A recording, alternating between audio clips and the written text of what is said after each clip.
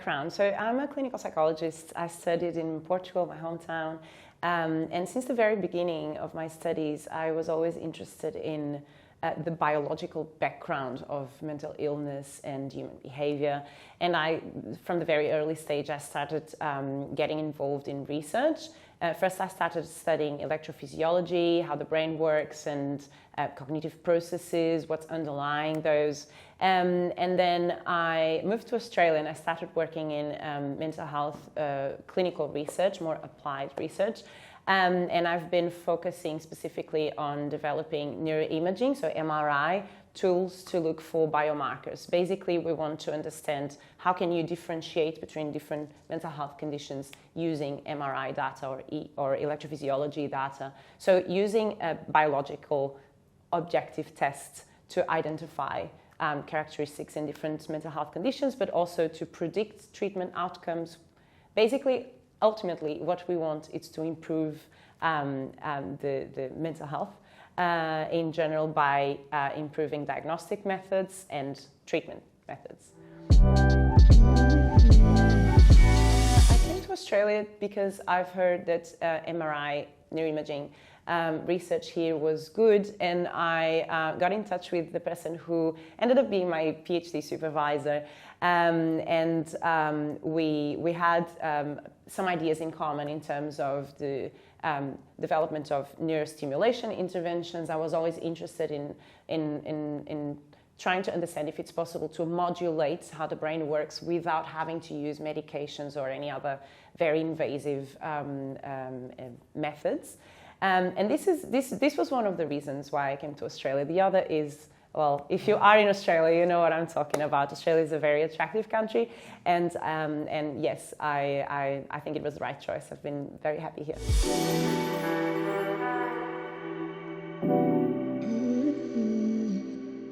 No, good question, and it's something that I ask myself a lot, actually, and I want my work to be meaningful and impactful.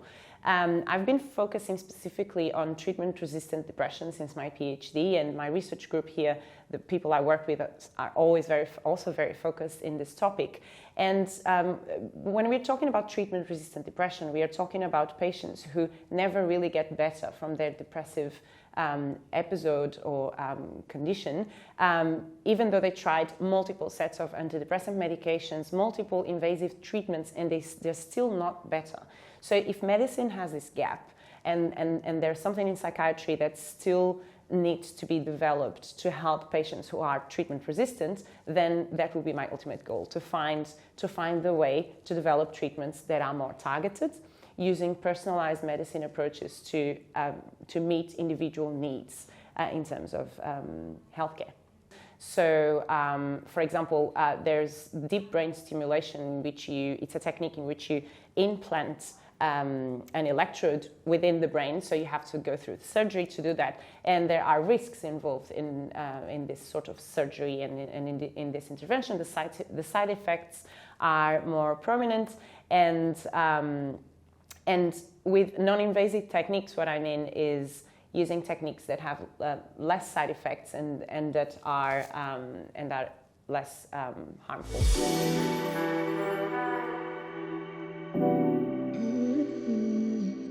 So in the team at Black Dog, the team that I joined has a very, very, very special focus in novel treatments for psychiatry. We call it interventional psychiatry approach. And it includes ketamine. We've been running clinical trials with ketamine for the past few years. And recently, there are plans to include psychedelics as well in our line of research, which is something very novel in the world, but especially in Australia. And it is exciting because it brings a whole new window for treatment possibilities, especially for very severe conditions like treatment-resistant depression. And I think it is very important that we have the opportunity to run these clinical trials because, for instance, ketamine has been used worldwide for the treatment of depression, but not very much is known about the long-term side effects or the course of action of this substance in the long run. So some clinical trials have studied its acute effects. So how does it work in patients who have a short course of ketamine? And we know that it has an almost immediate and very strong antidepressant effect. But what these clinical trials sometimes don't show is how does the patient, how does this condition evolve after that short course of treatment? And now we know that most of the patients actually relapse, and then they get another course of treatment, and then they get better, and they relapse again. All of this still needs to be understood. These new treatments, ketamine and psilocybin, MDMA, other psychedelics, are very powerful. We know that, and we need to very carefully study how safe they are, and what should we expect from the use of these substances in more complex cases, and what to expect from them in the long run. We do know that ketamine, psilocybin, and other psychedelics are widely used recreationally, but we also know from our clinical context, we also know that a lot of people have been in hospital, in the emergency department, with bladder problems, for example, from the use of ketamine. And this is something that recreational people don't tell each other. What are the risks of its use when in an uncontrolled setting? And I think it's very important that we start studying the effect of these substances in a controlled way, just so we understand how can we use it safely, and also how should we target the use of these substances, especially clinically, which patients would actually benefit from it and who would not benefit from it, just so we all know what are we dealing with. I don't think reputation is the concern. I think maybe what we think when we think about the reputation of psychedelic drugs is the risks that they pose to the individual. So we know that people use them in an uncontrolled setting, and that there are very severe side effects that happen, including addiction. And of course, we take these things into consideration in clinical trials. We do that for any medication, any new substance. We studied side effects, the most prevalent ones, the most severe ones, and we wouldn't, not we, but a medication or a substance wouldn't go into the market if it wasn't safe, and if it wasn't proven to be safe and efficient and tolerable. That's no different from other medications. And at this stage, I think it's early to talk about having these substances in the market. So far, they've been their schedule has been changed to allow its use in specific clinical conditions. So MDMA has been approved for its use in PTSD, and psilocybin for its use in treatment-resistant depression. And for now, that's based in evidence from clinical trials globally that showed they were effective for these specific conditions and safe enough for these specific conditions.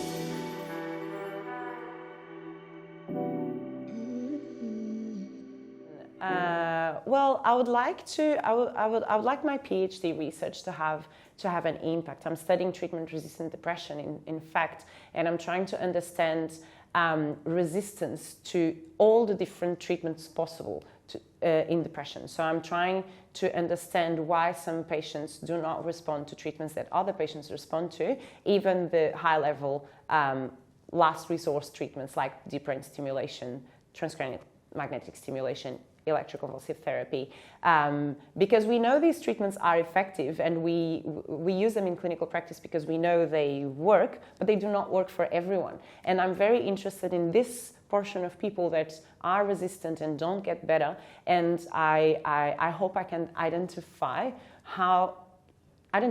in the biological marker, how can we early on in the course of a disorder identify by using an objective brain tests or analysis, how can we identify this patient is likely to respond to what treatment, or is likely to be resistant to this treatment, so let's try something different with them, or even identify exactly which treatment would be appropriate for that person. So I'm very hopeful that we are in the right direction to understand treatment resistance. So I would really like to have an impact in that specific field.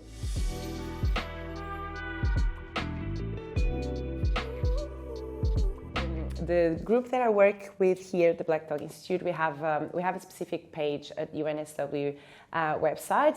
So if you look for neurostimulation interventional psychiatry team, you will find what we do. We have the publications that we have from previous research is there. The research lines that we are working on, future projects, everything is there, and I think it's a good starting point. Plus, our contact details should be there as well. So I would love to hear from people interested in this research field. I would love to have discussions with people from research and people outside of the research realm to discuss these ideas and to learn from them as well.